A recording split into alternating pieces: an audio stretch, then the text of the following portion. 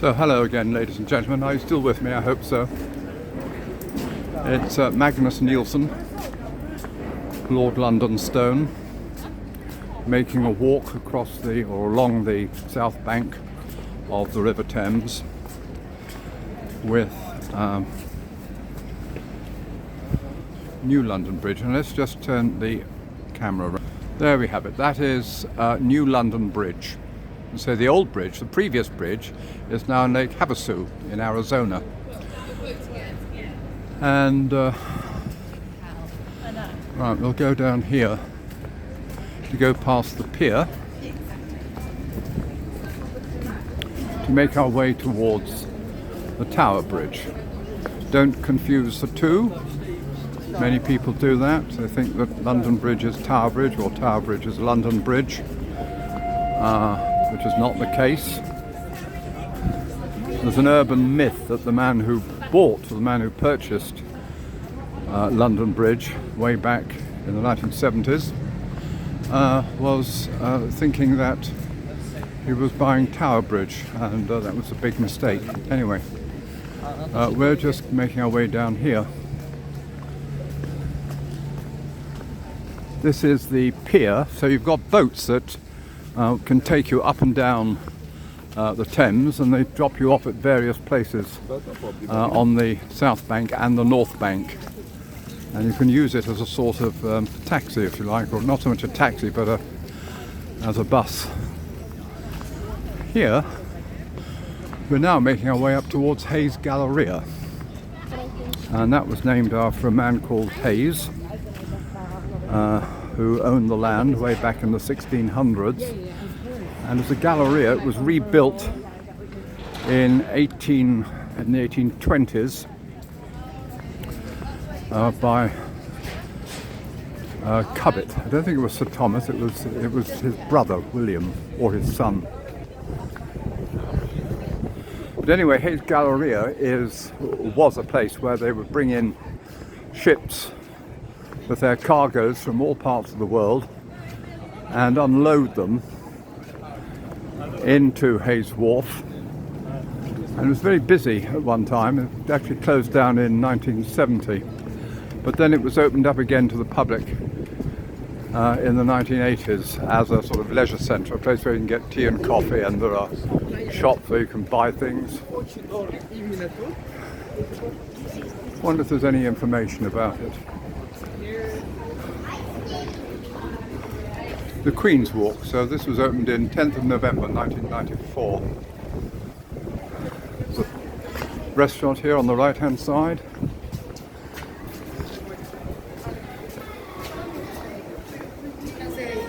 And this is where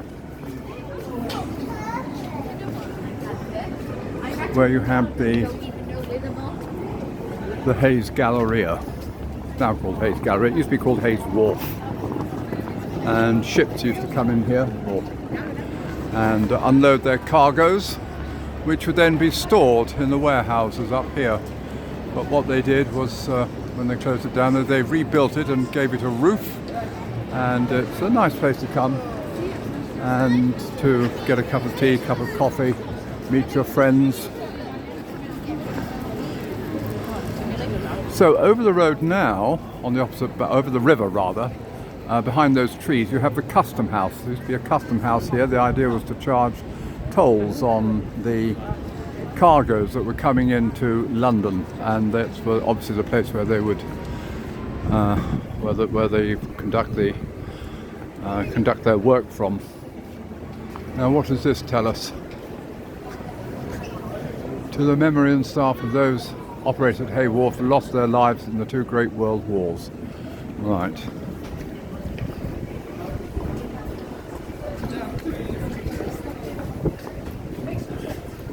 Going forward now,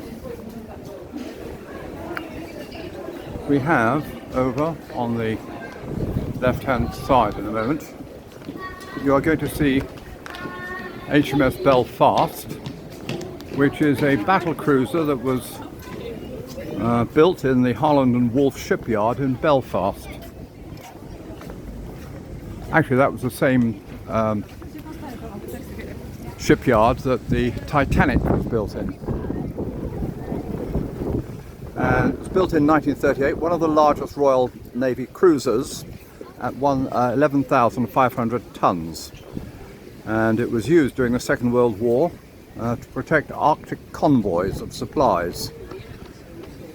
The cruiser saw active service again at the North Cape in 1943 and also on the D-Day landings in June of 1944. It also played its own role in the Korean War in 1951. Now, rather than send it to the scrapyard because it had all these historical associations, they brought it here. And if you wish to do so, if this is the sort of thing that interests you, you can go aboard the HMS Belfast and you can see it. It's part of the Imperial War Museum.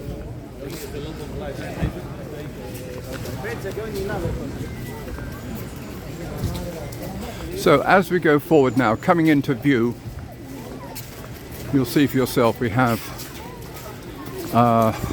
Tower Bridge. It's got a little way to go yet, so I can just carry on my commentary. This area is called More London, M-O-R-E, London, L-O-N-D-O-N.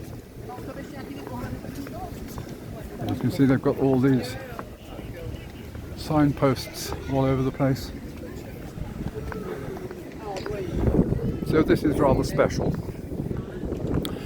Intended as a recreational area for the people of London and for visitors to London, of course, as well. You've got these buildings here on the right hand side, all modern buildings. These went up in the 1990s, as I recall.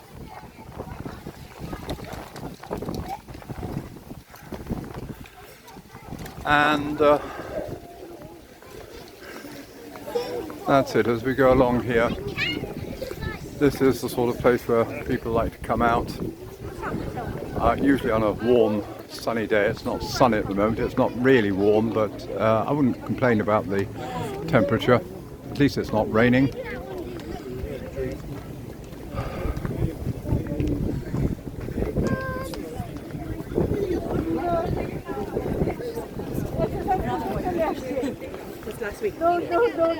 Now then, today is the, oh, I've forgotten the date, it's the 28th, I think it's the Tuesday the 28th. You lose track of time as you grow older. Anyway, it's certainly a Tuesday.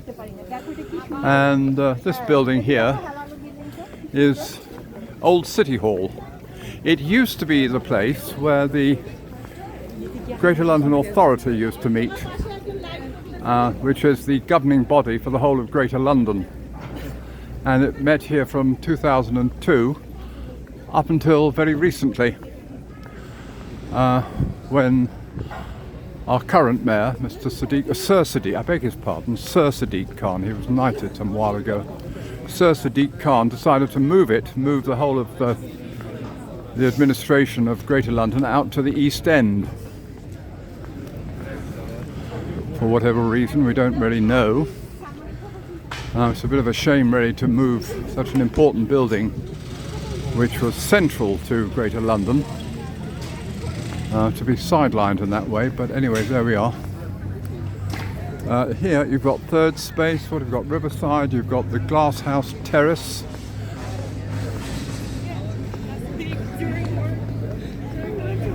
Oh, and of course, across the river, you have the historic Tower of London, the castle and the fortress, which I'll talk a bit more about as we approach it, crossing over Tower Bridge, which you can now see coming more clearly into view.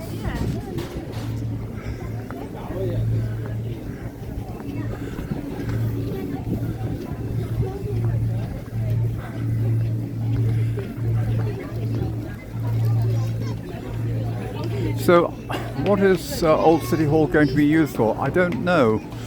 Quite probably, I think it will be turned into a hotel. It might even be apartments, expensive apartments, that's always possible. But they're clearly doing something to it.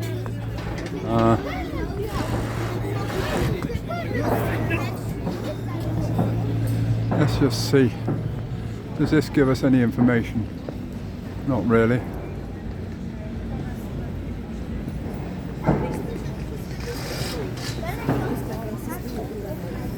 We're on the site of Potter's Fields. Potter's Fields, this was where they made a lot of pottery. And before that, it was actually the site of the Rosary Palace, or the Palace of the Rosary, which was here in the early 1300s, directly opposite the Tower of London.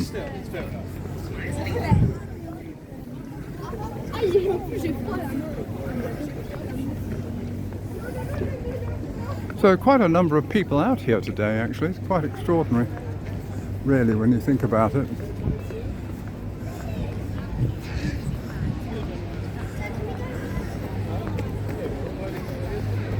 So what I propose to do is to walk across Tower Bridge, which is down here on the left. Tower Bridge, which is the iconic bridge, one of the great emblems of Britain, London and Britain. Everybody, once you show somebody a picture of Tower Bridge, they know exactly which city it belongs to. And in fact, I understand in China, they've started to build cities modelled on different countries. So you have an Eiffel Tower in one suburb, and you have Tower Bridge in another. Just, I suppose, that's a tribute to the architecture of London. Anyway, that's the bridge there. And you can see what it's got is the double drawbridges. The idea to open and close is to allow ships into the Pool of London. Work on the bridge started in 1886. It was completed 8 years later, and then it was opened by Edward, the Prince of Wales, the man who later became King Edward VII. And you can see the thinking was at the time is that while the bridges were up, while ships were passing underneath, those pedestrians who needed anxiously to get from one side of the Thames to the other would then make their way up the stairs all the way up to the top of the towers and then walk across by way of the walkways. They found actually in practice that wasn't necessary, so they decided first of all to close the walkways down because it became a favourite point for suicides and all sorts of other disreputable behaviour.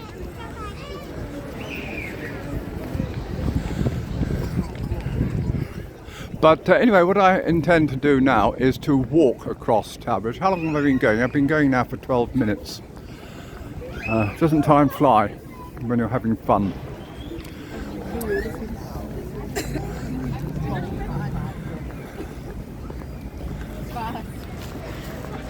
So yeah, what I'll do is cross over the Thames by Tower Bridge. I won't start another video. It'll just be a continuation of this one. We'll just see how we go. But this is just to show you what, how you can get around London, what you can see and what you can do, and what you're likely to see while you're here, which is mostly other people, either from London or different parts of the world. London being an international city.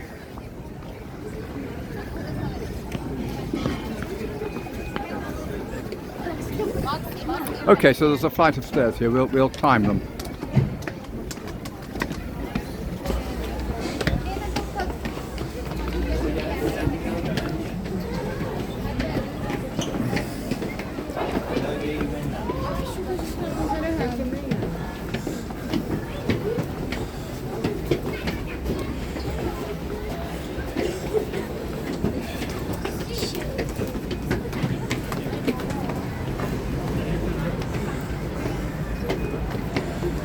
Right, now what I'm doing, having climbed up these stairs, I'm looking directly down onto the south bank to a part of London known as Bermondsey. And again, I could do a video about Bermondsey, but I won't today. What I will do is turn all the way round and we'll make our way across Tower Bridge. Here we go. People taking photographs, people with video cameras, large crowds. Thank you. Here we go.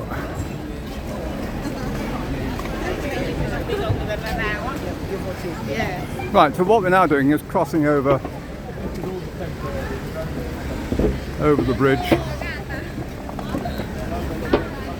And as we do that, over on the right hand side, you can see in the distance the towers of Canary Wharf, which was intensively developed in the 1990s as really an extension of the City of London. This is where you have the banks. You also have the newspapers being published here in Canary Wharf, but this bridge here, as I say, this is all the work of the architect Sir Horace Jones, and it's modelled in a style of French Gothic architecture, or I should say mock Gothic architecture, obviously not real Gothic. But the thinking was that they wanted the architecture of the bridge to blend in with the historic tower. They didn't want anything too different, they just wanted it to blend in. So that's the reason why we have the Tower Bridge the way it is. And in my experience, everybody who comes to London wants to do two things. They want to go to the changing of the guard at Buckingham Palace, and they want to cross over Tower Bridge. Having done that, then you can say, well, you've seen London. Let's move on to Paris or Rome or Athens or wherever you go. Okay, you can see the next bridge along. This, of course, is London Bridge. Let's see the view from here.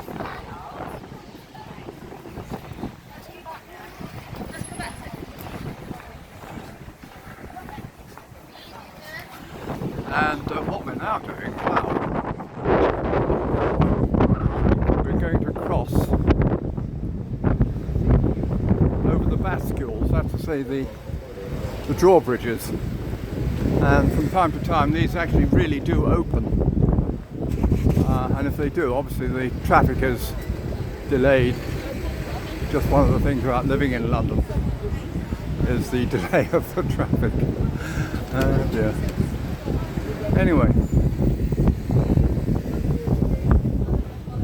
now if you look up here, you'll see you can actually go all the way up to the walkways, and you'll see they've actually put down a glass floor. So if you wish to do so, you can walk on the glass floor and see directly beneath you.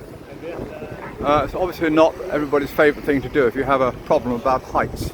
Down here we have the two drawbridges. Let's stand on them either side, just to say that you've actually stood on the drawbridges, both of them, one leg on each. And from there on we'll move along to get onto the north bank.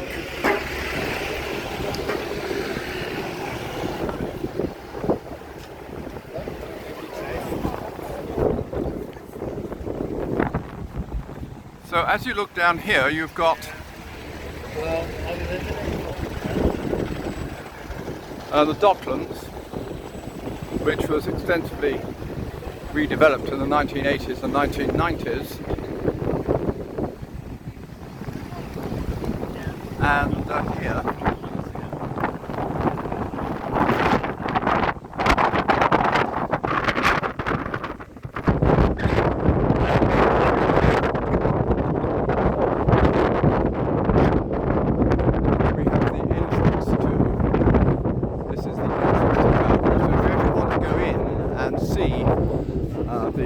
workings of the bridge, where it rises. used to be by steam power, it's now electricity, of course. You can do that, and you can climb all the way up to the upper walkways, and you can walk from one tower to the other.